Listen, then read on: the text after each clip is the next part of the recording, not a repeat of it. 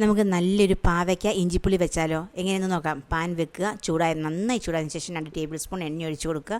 കടുക് ഇടുക. കടുക് പൊട്ടിക്കഴിഞ്ഞ ശേഷം 1 ടീസ്പൂൺ ഉലുവ ചതച്ചത് ഇട്ട് കൊടുക്കുക.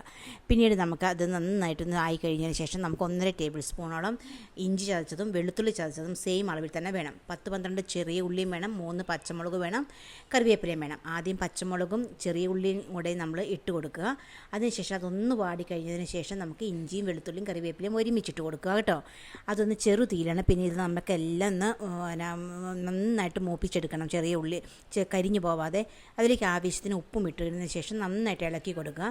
പിന്നീട് നമുക്ക് ഒരു ടീസ്പൂണോളം വറ്റൽമുളക് മുഴുവനായിട്ട് ഇടാം. നിങ്ങൾക്ക് ഞാനിത് പൊടിച്ച് വെച്ചിരിക്കുന്നതുകൊണ്ട് ഞാൻ വറ്റൽമുളക് പൊടിയാണ് ഇട്ടേക്കുന്നത്.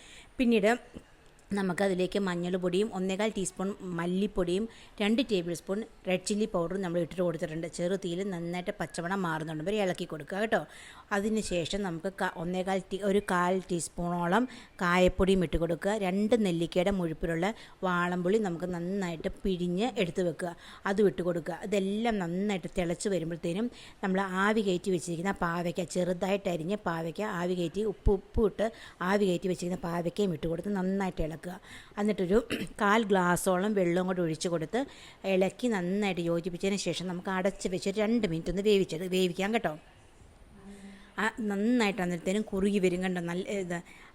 നല്ലൊരു മണമാകട്ടെ ഇതിന് വരുന്നത്. കാരണം വാളംപുളിയും എല്ലാം ചേരുമ്പോഴത്തേനും നല്ലൊരു മണമാണ്.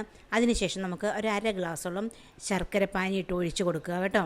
ശർക്കരപ്പാനി മധുരം ഓരോരുത്തരുടെ ആവശ്യത്തിനനുസരിച്ച് ഇതിലെല്ലാം കൂടെ വന്നു കഴിയുമ്പോഴാണ് ഉപ്പും മധുരവും പുളിയും എരിവും എല്ലാം കൂടെ വരുമ്പോഴത്തേനും കയ്പും വരുമ്പോഴത്തേനും നല്ല ടേസ്റ്റ്.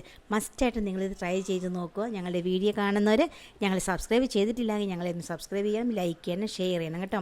നന്നായിട്ട് കുറുകി വന്നിട്ടുണ്ട്. നല്ല ചൂടൻ ചോറിൻ്റെ കൂടെ നമുക്ക് കഴിക്കാൻ നല്ല ടേസ്റ്റുമാണ്. അപ്പോൾ എല്ലാവരും മസ്റ്റായിട്ട് ട്രൈ ചെയ്ത് നോക്കുക. താങ്ക്